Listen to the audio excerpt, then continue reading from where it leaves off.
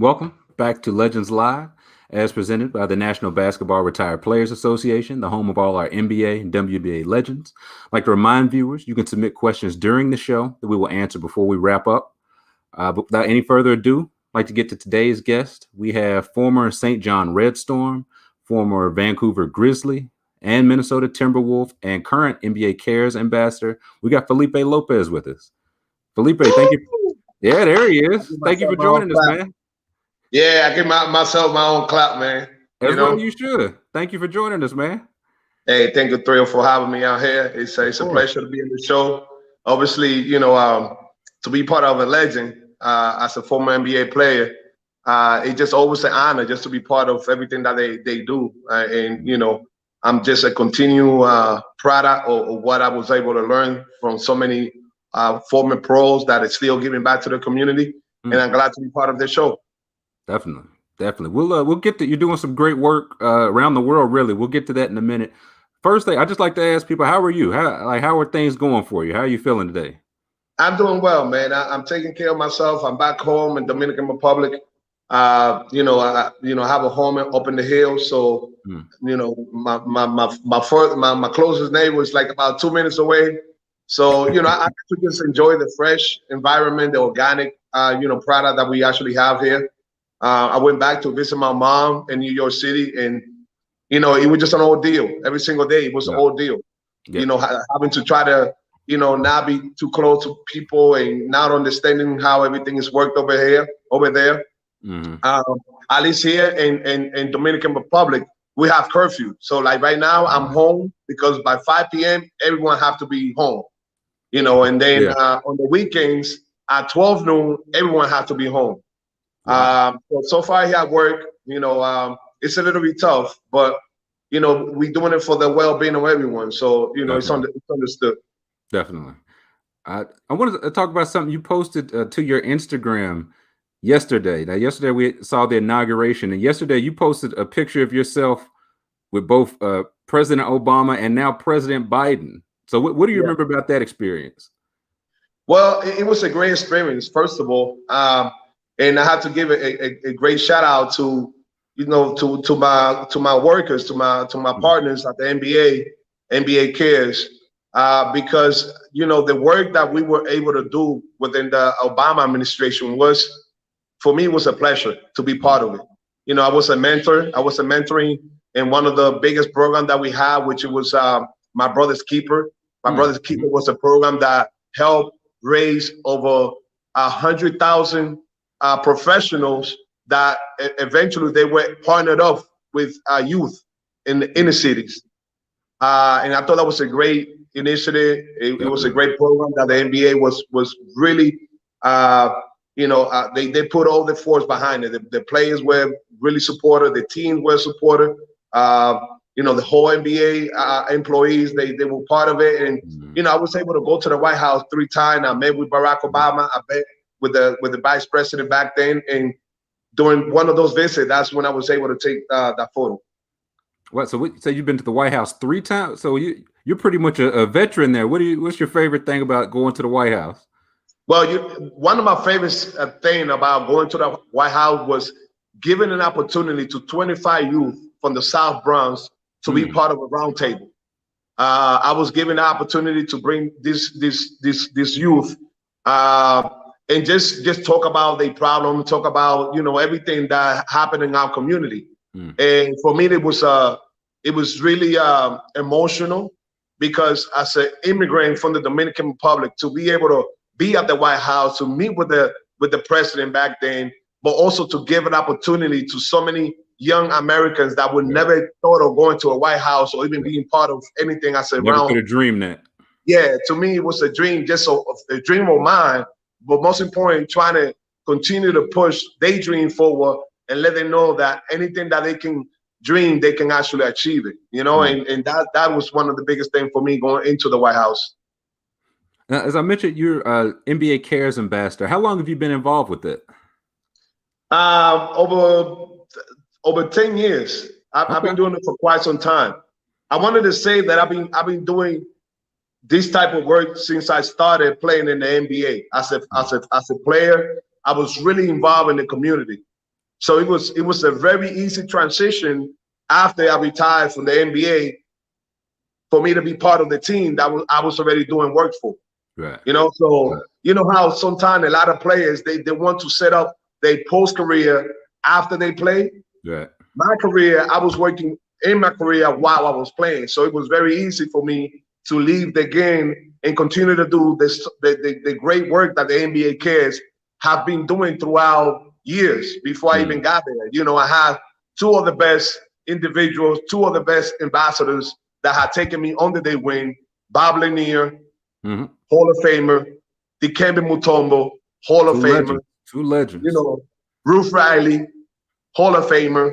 You know, so they had taken me on the day win as one of the youngest guy, and you know, I really have followed their step, and I have stepped out of my own to do, you know, a lot of the things that I do within the Caribbean, because the way, you know, because I'm, you know, I speak Spanish, so I'm able to translate to some other countries as well.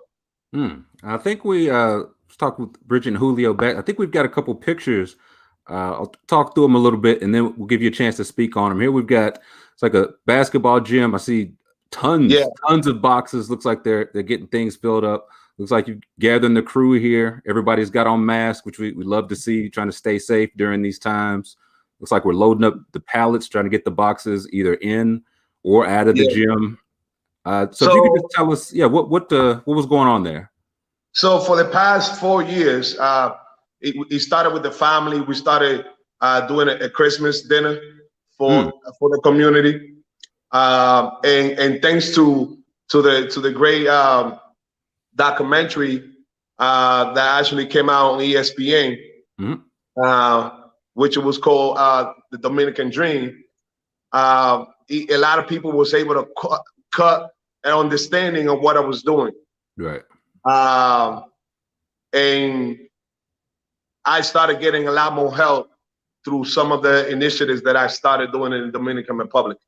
And, you know, that what you saw was my team feeding over 1,000 families, not feeding because this year was different. This year we had to, you know, come up with the idea of making boxes or dry food with all the essentials that they needed for Christmas. Right. And then we actually just handed over to them, and they just kept on going.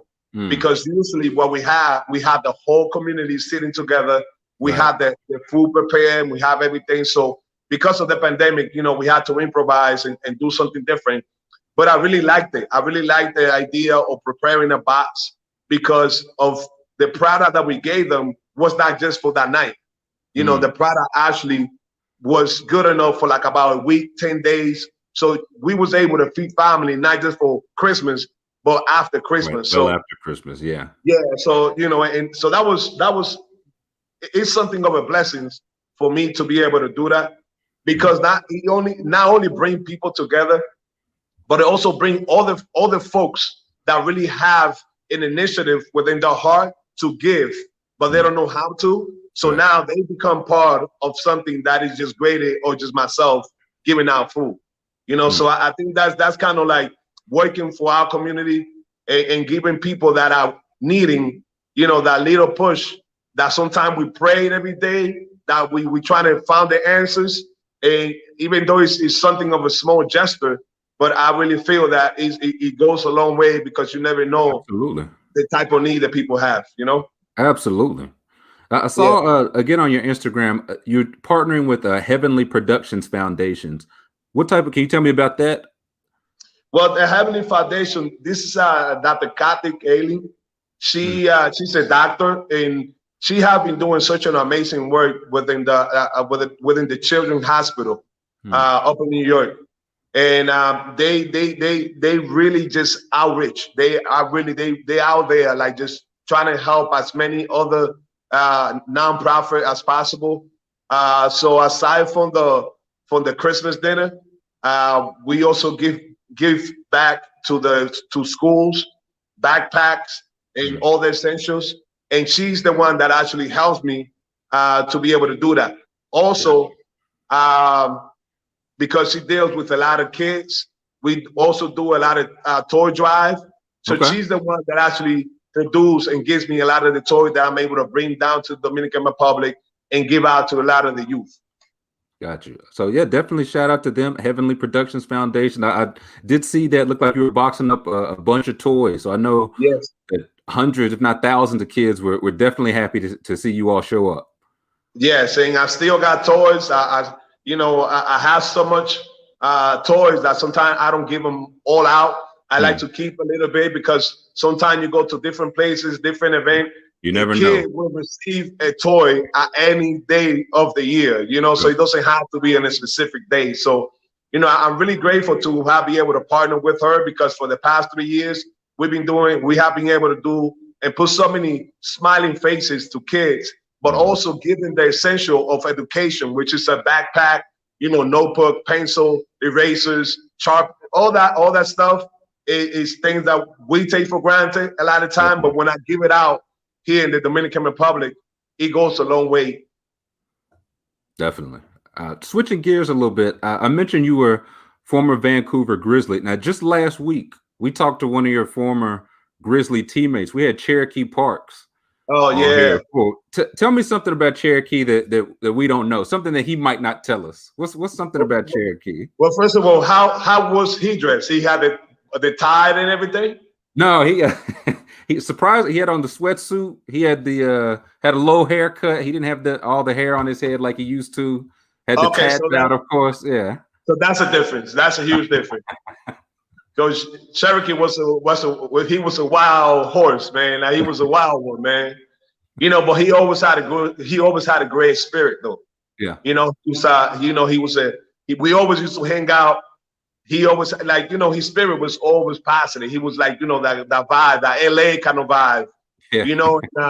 To see him now working within the NBA, office, he goes from to tell you how much education he's able to bring forth to you. He graduated from Duke.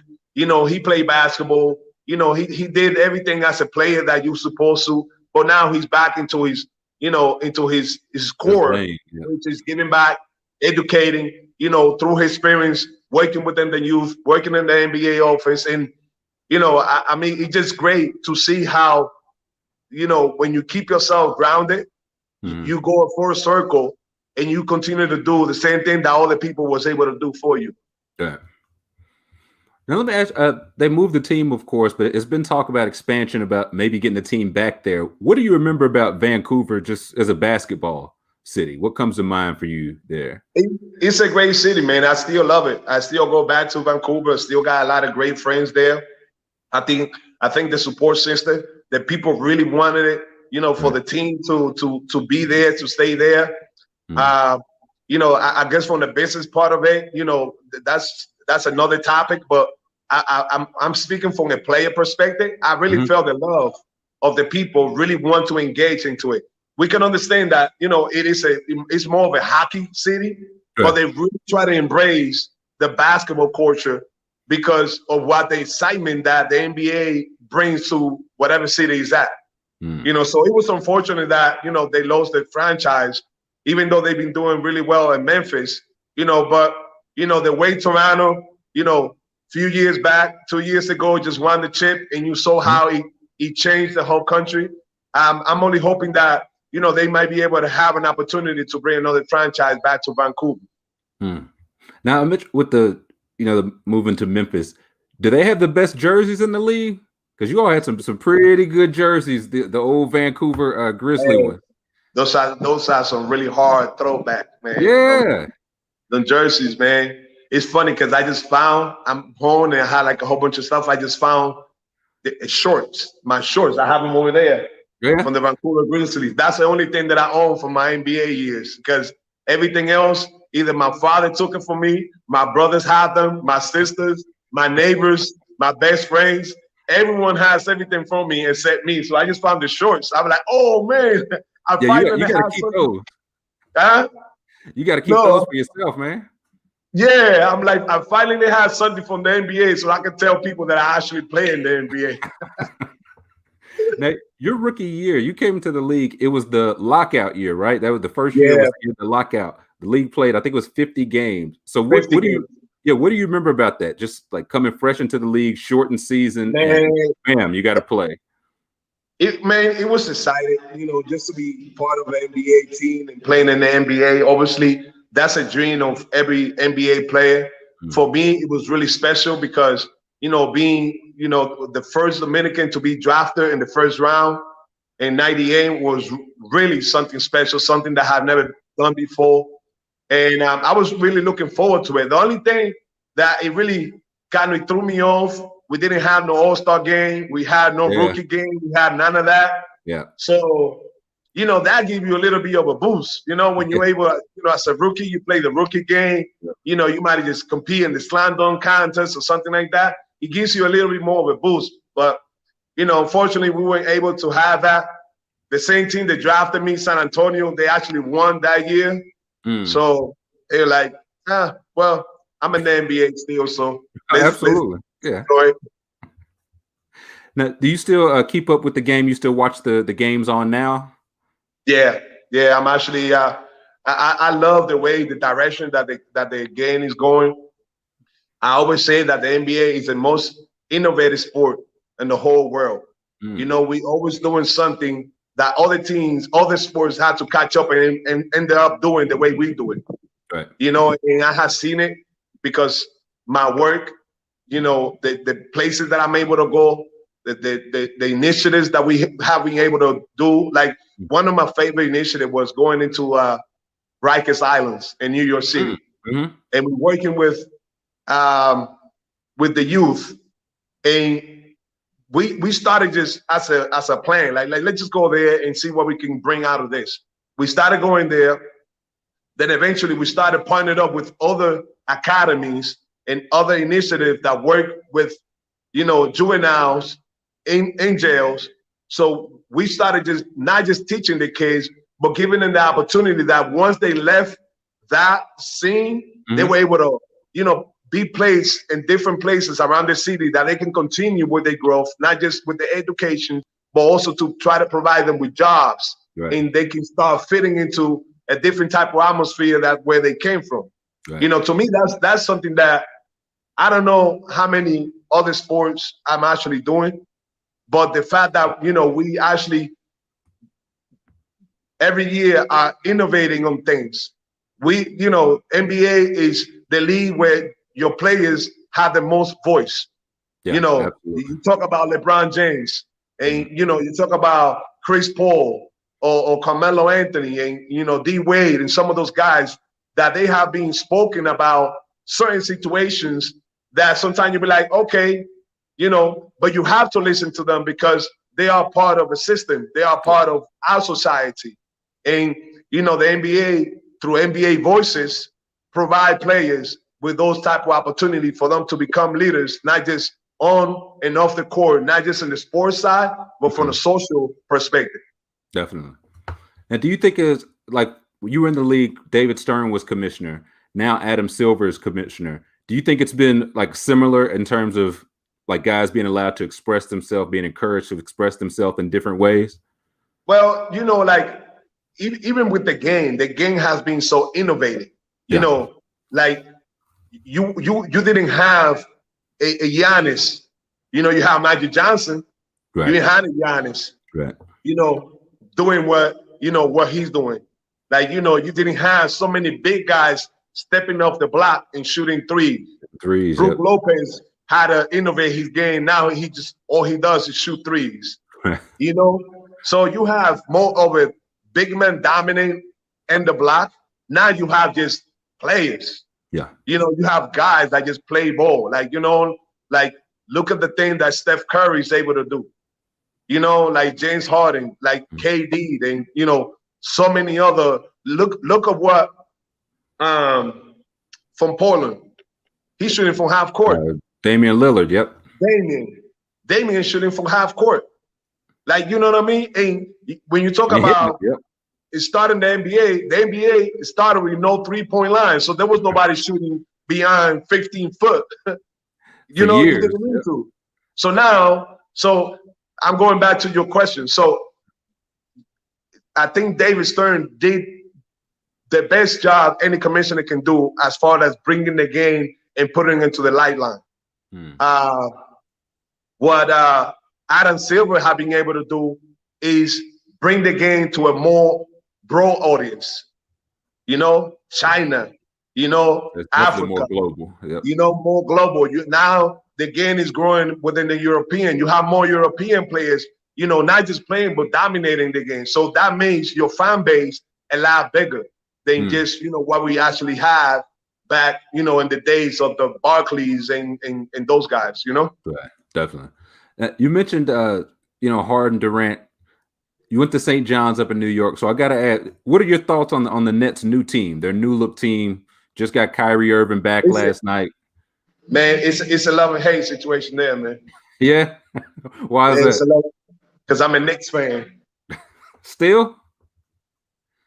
Man, when you're a Knicks fan, man, you don't change colors, man. Like, you just stay a Knicks fan. You take your whipping, man. We might cheer. I'm saying love and hate. I will cheer for Brooklyn, right? Because they still in New York, But yeah, I really wanted all the firepower to be in New York City, man, to be with the Knicks. But I think it's a great addition because it brings a lot of excitement to a city that needs it. Yeah, it's like the Mets and Yankees. Okay, if the Mets win, the Yankees fan, they still gonna be like, "Ooh, okay." They still a little happy. They're not gonna raise their hand. Yeah. So it's kind of like they brought that back. And with the team that they have right now, man, it really brings a lot of excitement to the East Coast because now you have more of a hope that that the title will continue to come back to the East because you have the Lakers, you have Portland, you have Golden State.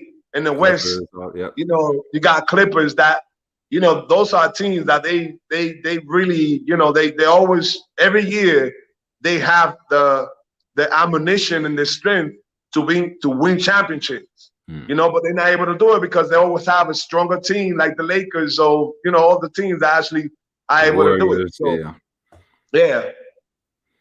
Now, you played with the Wizards for a bit. It was when Michael Jordan was the owner, correct? Yeah. Did he ever come down, practice with the team, or did he? He would just come down, put the shorts and the Jordans on, and go to work?